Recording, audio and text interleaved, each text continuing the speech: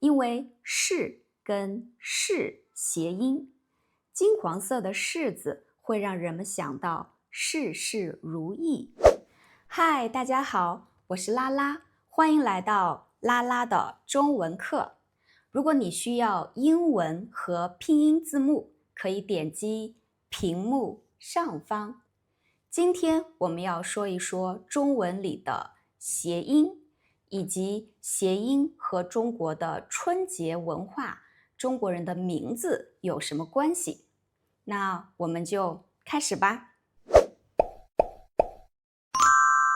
If you're interested in one-on-one lessons, feel free to contact me using the information in the description box.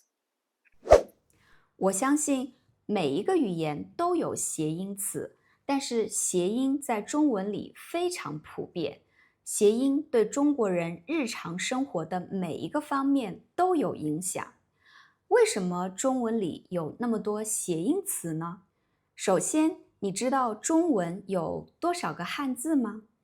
现代汉语词典里一共有1万多个汉字，但是普通话的音节数量只有1300多个。这意味着什么呢？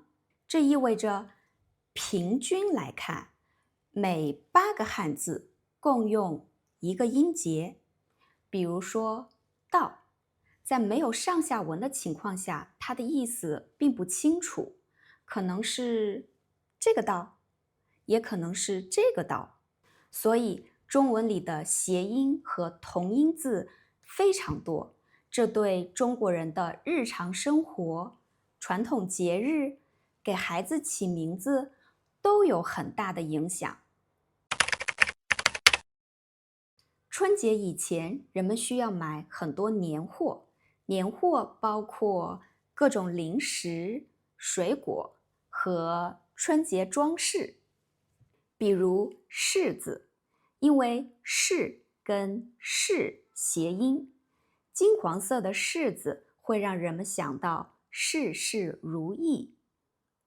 广东人喜欢金桔，因为在广东话里，橘跟吉谐音，橘子会让人们想到大吉大利。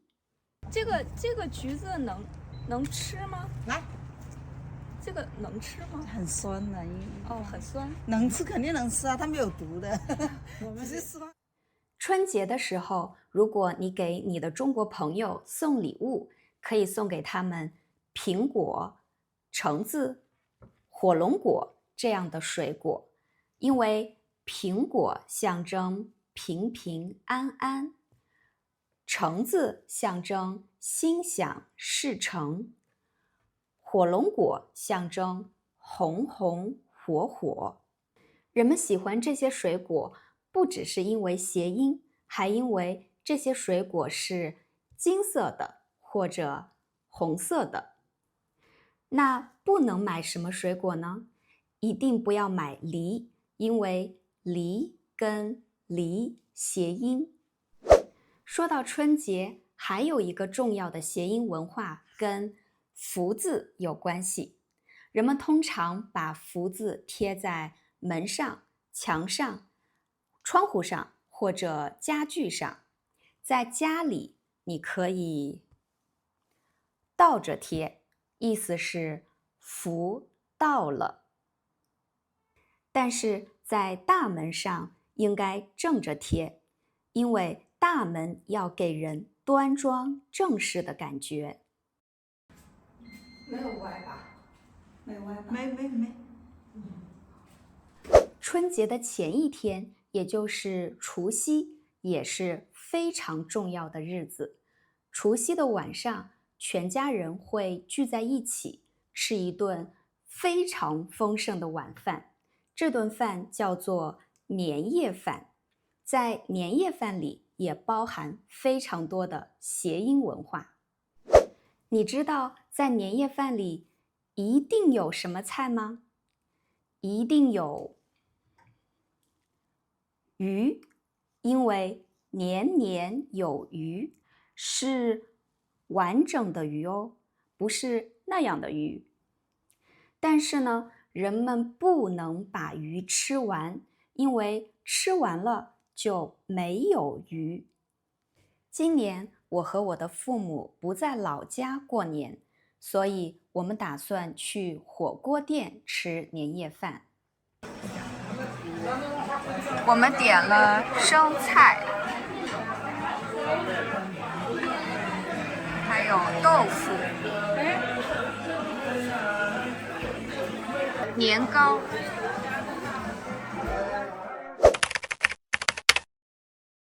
谐音对中国人的名字也有很重要的影响。父母给孩子起名字的时候，一般会选择有美好寓意的字，可以说名字代表了父母对孩子的希望。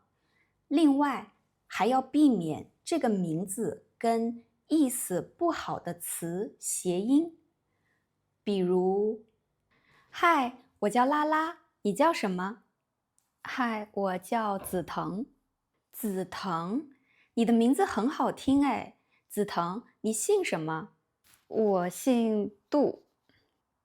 杜紫藤，杜紫藤。我叫拉拉，这也有一个谐音。在中国，拉拉是 lesbian 的意思，所以我认识新朋友的时候，有时候我需要解释，我叫拉拉，但我不是拉拉。可能你会问，中文有那么多谐音和同音字，人们在日常交流的时候，会不会常常有误解呢？并不会。第一，虽然中文有很多同音字，但是大多数词不是一个汉字构成的。比如木，听到这个读音，人们可能会想到这些汉字，但是在交流中，你需要用意思更明确的词，这样它们听起来就不一样了。第二，通过上下文，你可以清楚地明白别人说什么。第三，中国人对声调很敏感，比如买和卖，即使没有上下文，人们也不会听错的。今年是农历蛇年，蛇年在传统纪年法中也叫巳年。注意，这个汉字不常见，不是已经的已，也不是自己的己。如果你给中国朋友发送新年祝福，你可以说新年快乐，祝你事事如意。事事如意跟事事如意谐音，在蛇年，人们把事换成巳，一方面这代表了今年是蛇年，另一方面也表达了美好的祝福。今天的视频就到这里啦，最后祝你在蛇年事事如意，心想事成，生活红红火火，大吉大利。我们下次见，拜拜。